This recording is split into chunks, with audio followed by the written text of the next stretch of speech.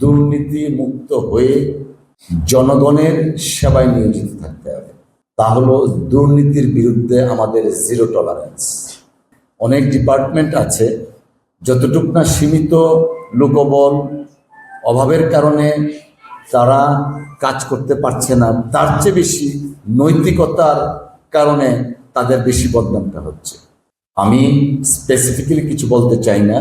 আমরা একটা বিষয় এখানে মাননীয় প্রধানমন্ত্রী থেকে শুরু করে আমাদের মন্ত্রিপরিষদ সরকার প্রত্যেকেই একটা বিষয় আমাদের সবচেয়ে বড় কমিটমেন্ট, তা হলো দুর্নীতির বিরুদ্ধে আমাদের জিরো টলারেন্স।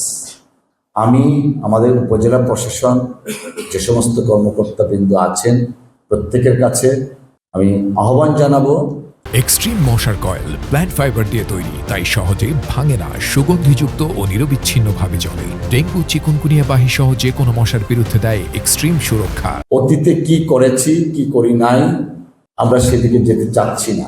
এখন থেকে পরবর্তী ধাপগুলা উন্নয়নের ধাপ থাকবে, যতগুলাই থাকুক, যারা যতদিন এখানে সার্ভিসে থাকবেন প্রত্যেককেই আমি অনুরোধ করছি দুর্নীতি মুক্ত হয়ে জনগণের সেবায় নিয়োজিত থাকতে হবে।